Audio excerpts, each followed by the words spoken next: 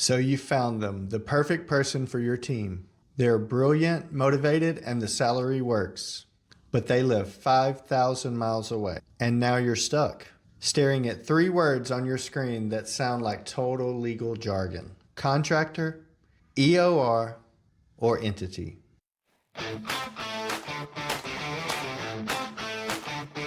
So which button do you press? Make the wrong choice, and you're staring down compliance nightmares or massive, unnecessary overhead. Make the right one, and your business scales smoothly. Here's the good news. You don't need a law degree. You need a framework. I've built teams using all 3 models across multiple countries. I've made the mistakes, paid the fees, and learned the trade-offs.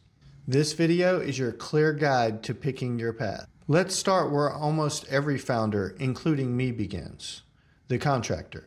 It feels simple: a signed contract, a monthly invoice, low cost, maximum flexibility.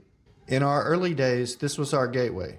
It's how we first connected with that first freelancer in Cape Town, how we tested talent in the Philippines and India. But here's the critical mistake I made, and a lot of founders make. We thought contractor was a label we could just choose or designate. It's not. It's a strict legal classification defined by local law in the country where the person you're employing lives. And governments are cracking down. We learned this the hard way. In one country, during an audit with a third-party service, our contractor relationships were challenged. The official said, you set their hours, you provide their tools, they have a company email address, and they're only working for you. That's not a contractor. That's an employee. If we had continued down this path, we were looking at facing back taxes, penalties, and massive legal headaches. So my rule of thumb now is this: a true contractor is in business for themselves. Do they have other clients? Their own website? Do they control how and when the work gets done? If the answer is no, you're on dangerous ground. Use the contractor model for true independent experts, not for core members of the team you manage daily. This brings us to door number 2, the employer of record, or EOR for short. Think of an EOR as your hire anyone, anywhere magic button. The EOR company will already have an entity in the countries that you're looking to hire in. You tell them who you want to hire and what you're willing to pay. They become the official legal employer on paper. They handle all the payroll, benefits, taxes, and compliance. You manage the person's day-to-day work.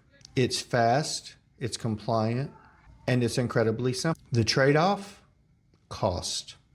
You pay a significant premium, often 15 to 25% on top of the employee's salary.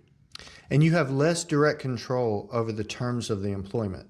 We used an EOR strategically for a key senior role in a country where we thought we would only have one hire. We weren't building a team there, so in this case, the EOR fee was worth it. It was the perfect tool for that specific situation. It was fast, compliant, and it let us focus on the work, not the paperwork. Finally, we're at door number 3, the entity. This is the path of full commitment. It means establishing your own legal entity in the foreign country. You become the direct employer. This is what we did in South Africa and Panama. We didn't do this on a whim.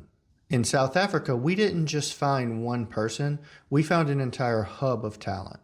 We weren't filling a single role. We were building a core part of our company. The math totally changed. The upfront cost and complexity of setting up the entity were investments. Over time, the per employee cost became significantly lower than an EO, and we had total control. But let's be blunt.